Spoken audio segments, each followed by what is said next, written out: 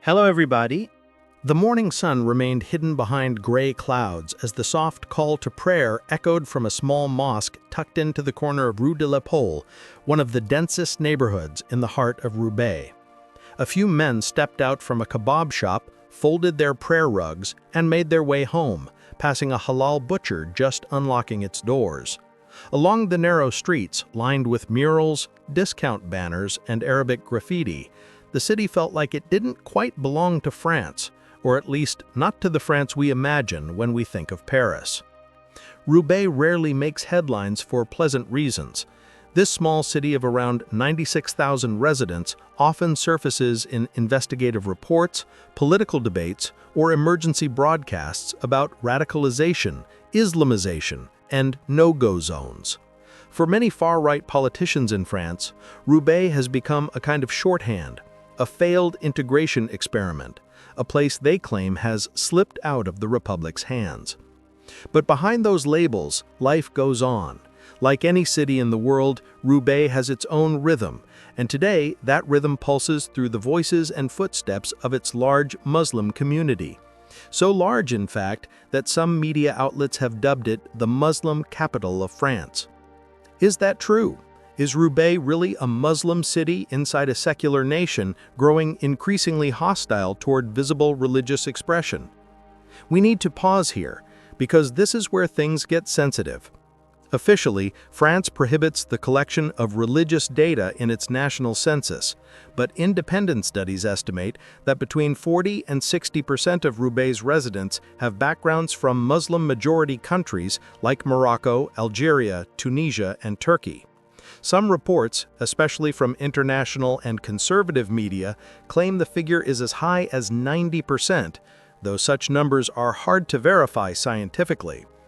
Still, as you walk the city sidewalks, passing hijab-wearing women strolling past shop fronts, children playing beneath murals that read "Pay, Peace," and stores selling dates and Ramadan syrups, you can't help but feel that this place is unlike much of mainstream France.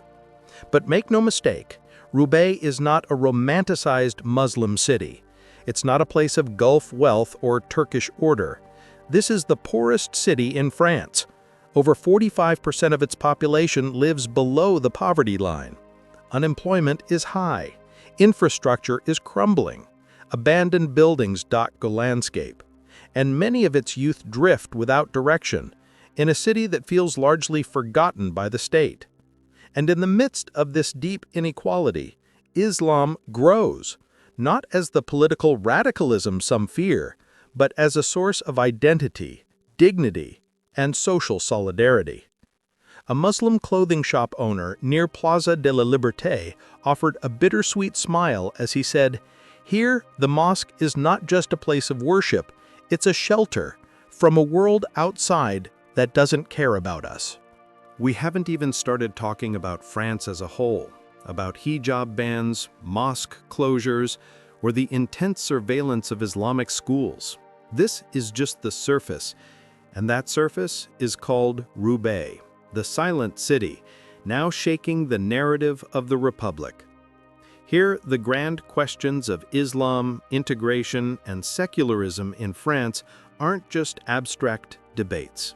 They are lived realities, felt in the air, in the schools, in the living rooms. If you turn on French television and hear the name Roubaix, chances are it's not for something to be proud of. In recent years, this small northern city has become a media hotspot, not for innovation, arts, or sports, but for one thing: Islam. To many in France's conservative circles, Roubaix has become a mirror of failed integration.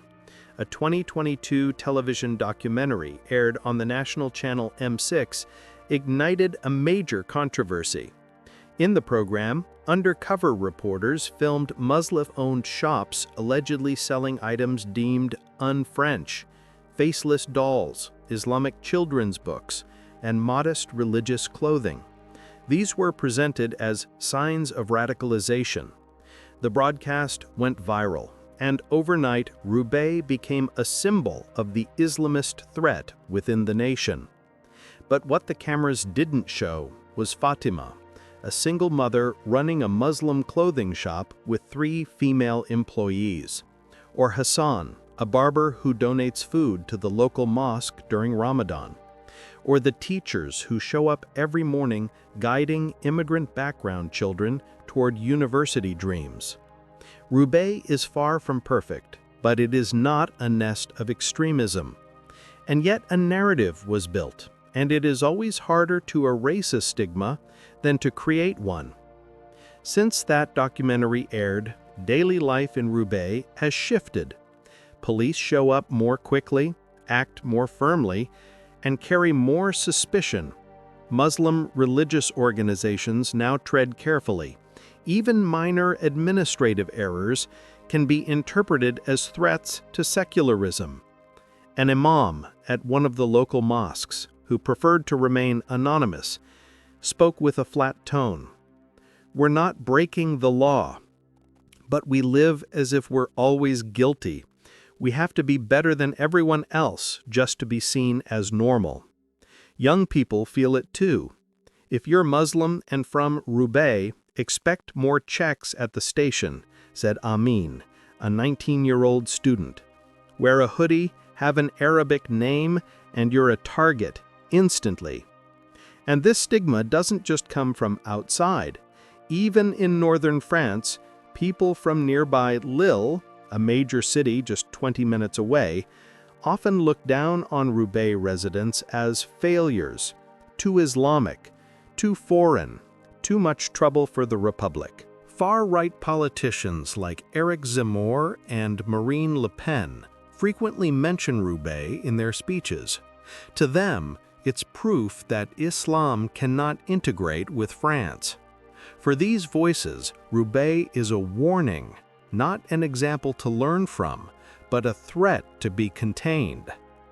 This narrative spreads fast, not just through television, but through online algorithms. A single photo of a veiled woman in Roubaix can be weaponized into propaganda. Every renovated mosque becomes a supposed threat. Even the construction of a new wudu area in one local mosque was turned into a national controversy. And yet, the reality on the ground in Roubaix couldn't be further from this manufactured fear. There are no morality police, no underground courts, just ordinary people trying to survive, to live their faith amid deep economic crisis and a swirling storm of identity politics. Perhaps what hurts Roubaix residents most isn't the accusations themselves, but the way they are made, without their voice. They aren't invited to explain. They aren't asked to speak. They are turned into subjects, not participants, in the story of their own city. Sociologists and independent journalists who have come to Roubaix with open ears find something much more human.